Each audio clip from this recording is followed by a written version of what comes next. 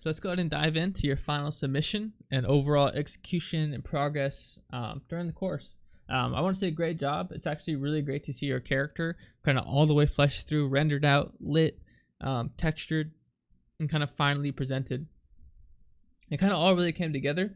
And one thing that I want you to notice, or just that I'm noticing right off the bat, is that great lighting and like great texture and kind of this nice little intricate, lens flares can really make a piece, right? It can really take the final piece to the next level. And I think you did a really great job of doing that. I think for the scope that you have and the texture work that you did and the execution, some of this lighting and material work is actually really great. You were able to, you actually shocked me. You were able to get some of these final scopes, or like the sculpt and the pieces that you actually took the time to do, to a really great level. I'm liking some of the edge wear that you did on the leather, the material definition and like chip and damage of like the goggles for the almost bronze, the lens, debris and dirt on the lens. Really, really great stuff. Really beautiful stuff. You have some nice AO. This is just awesome stuff. Nice detailing on the boots. The eyes came out really great. You had some really fun stuff. I like the fleshiness of the face. It's probably a little too like rough. There's not a lot of specularity detail or variation, but the fleshiness of the sculpt is actually really, really well. So you did so you achieved some really great stuff, and it's awesome to see. Now there's a lot of room for improvement, yes, but the execution and what you're able to pull off in the amount of time, and how you're able to pull it off, really great job. It's really nice to see. So before we dive into the wireframe, let's just dive into some more minute things that you can fix, some more of like the final polish, things that you can take a look out for, and just go from there. So one thing I'm noticing is, like, even if you were to strip away all the props, what you did, a lot of the bigger things, that's like really taking the centerpiece of this character, like the chest and the pants, like the cloth that's like right in front of your face. It's like if I was to look at this picture, and say this picture was 1920 by 1080, like your standard monitor, this, I would say that the cloth, like the upper torso and pants, is taking up like not 20, maybe not even 25, less than 25, 10 to 15% of the page. But since it's like this whole character is like the main kind of point in the picture, it's taking up half of your like more than half of your character. It's taking up like 50, 60. I'd even argue like it's probably 60% of your character is the upper torso and the bottom, like your pants. But I feel like it's where you spent the least amount of time, like getting accurate folds and appealing folds and accurate like pants and like an accurate shirt. It's not hitting the mark quite as well as some of your other things. Like I said, a lot of your props on this character, you killed it. You killed this hat and goggles, awesome stuff. But like the pants and the cloth, it just needs more work. Like there's no room for a belt, right? So there's no belt seam, first of all. There's no belt loops. There's no zipper or like front seam for the pants. There's no side seams where the actual pants connect. There's just a lot of details, like a lot of fidelity that just is gone. A lot of the things that would have took it to the next level, that's taking a lot of your other stuff to the next level, it's just not here in any of the cloth work, right? When I look at the shirt, like the seams of the shirts aren't here. The seam for the shoulder's not there. The folds where like they actually tucks into the shirt, right? It'd be a lot more wrinkly than what's happening here. A lot more built up cloth and crunched up cloth. When I go to the back here, again, where the bend of the knee happens, there tends to be a lot of not only major cloths, like major cloth folds, but secondary and tertiary cloth folds, like the micro folds. It's just missing a lot of detail that I think it could really amplify. Like you're nailing some really fun stuff with the boots and the props of the character, but the big stuff, like the things that are really right in front of you. Again, I understand if like the character had all the props from the 2D art, right? He had so much stuff that maybe it might hide a lot of this extra cloth that you don't necessarily need to sculpt.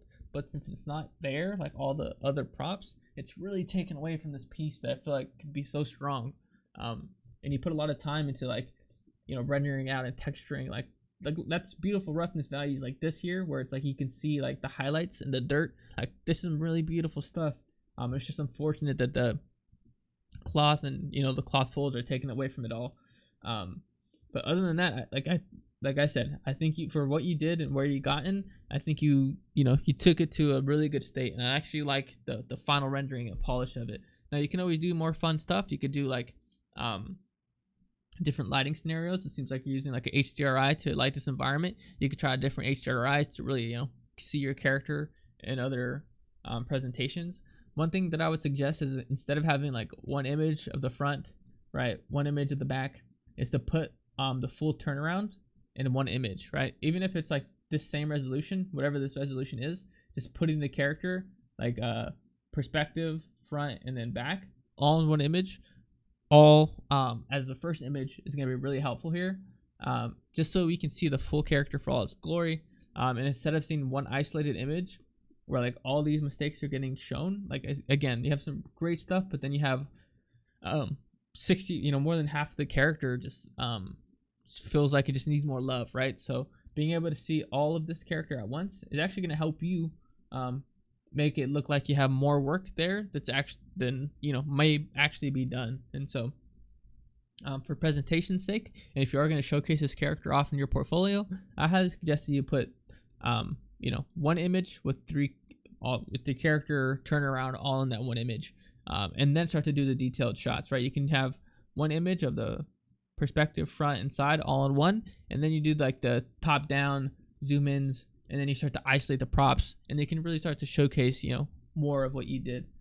But for the first image, I really suggest that you combine these three into one, to really help push your piece to the next level, or your presentation even to the next level. Also, what I want to emphasize is the hands. It seems like you didn't add the 5 fingers, which is fine. That's more of an artistic choice, right? But the anatomy of the hands isn't there, right? Like, you don't have the knuckle or like the separation of the knuckles. So if somebody was to rig this, there's not really any joints for them to add. So the animation of this hand might not be the most fluent or the strongest. So you really want to make sure that you're hitting the anatomy, even though it's a stylized character. Stylization of the characters, like, you're able to pull that off because you're pulling from the real world, right? So if you're going to stylize a hand, you really need to understand what a hand is, and that's why I like to believe, and it's often said, the stylized work, it's really difficult, and it's oftentimes harder than the realistic stuff, because for the realistic stuff you're able to follow reference pretty one-to-one.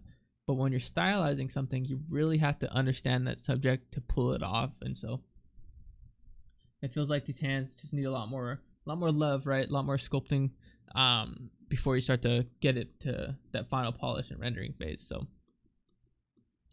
let's go ahead and dive down into this topology here, and just take a look. And again, it looks like you use a zero mesher or some type of automated retopology, and it's just super dense. Especially, this is more like a film character. Like, if you're gonna render this in VFX or just in feature, it's a really dense character. And if this was gonna go into a game engine, it's not acceptable. This character is way too dense for the not only for the style, but for I'm not exactly sure if this is going to console or for PC or for mobile.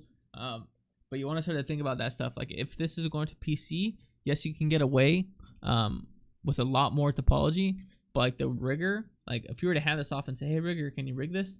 There's way too much topology and too much density for this rigger to get clean deformation. It's going to be super frustrating. Because you got to remember, when you're skinning something, when you're rigging it to like bones for the animator to move it or the rigger to rig it, every piece of vertice has to be skinned to a bone. And so having too much dense geometry is like, you can't even see like the gridded topology of the arm. It's getting too dense even. Like, you just have way too much geometry here. So if you are going to use the zero mesher, at least reduce it, right? At least reduce it a lot more drastically than what's happening here. So it kind of does look like you use a zero mesher for the face, but it still looks a little bit more hand placed, right? You have the circles for the eyes, which is good. You have the mouth topology kind of following the loops. But then your pulls, right? This 5-star pull, 1, 2, 3, 4, 5. These pulls, you want to be careful about where they're getting placed, just because deformation happens in that cheek area. So you're going to want it to be as clean as possible. There's not really much I could say besides it's a little crazy, and it looks like you use an auto retopologizer, whether it be zero mesher or some other sorts. But I'd really be careful. Really think about it in your next piece about optimization, and how to optimize your character properly. But with that, there's not really much more I can say. just because the amount of like things that you were able to accomplish on the character, like you stripped away a lot of the props, which is fine. And I kind of already noted a lot of the issues with that, with the cloth kind of not being where it needs to be. But again, excellent job with rendering the piece. Some of your, I can see like if you were to get the rest of the character to this level of fidelity, you'd be off the rocker, right? This piece would be super awesome.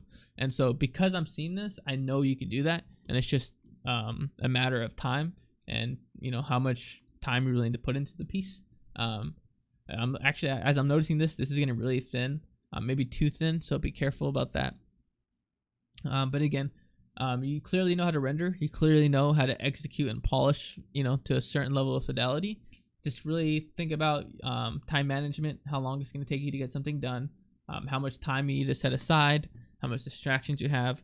I know it could be difficult too. I'm not sure how many classes you have, if you were working or not, especially now in this crazy time that we're having. So again, you can hit the mark. Just try to hit the mark, and try to pay attention to how much time you're spending on certain things and where you need to spend more time. I almost would have rather you seen like half done props covering all this stuff rather than like just a quick and dirty clay retopo and texture of it all, right? So interested to see how this character would be done completely, because again, you could pull it off. It's just finding the right amount of time to get it done. So great job. I was happy to see a lot of your improvement throughout the course and your progress, and looking forward to seeing your work in the future. I'll be sure to keep an eye out for it. Awesome stuff. I hope this helped. And take the feedback with a grain of salt. Either take all the feedback in or take none of it at all. It's going to be up for you to determine. Again, I'm sure I'm not the only instructor giving you feedback. Other people should be giving you feedback. If they're not, you should find a way to get feedback. But again, it's going to be up for you to interpret the feedback, take as much of it in, and apply as much of it as you can, or none of it at all. It's going to be up to you to filter out kind of the feedback and what works for you. So overall, great stuff. Love the helmet, love the goggles, love the rendering, love the lighting. Awesome stuff. Great job.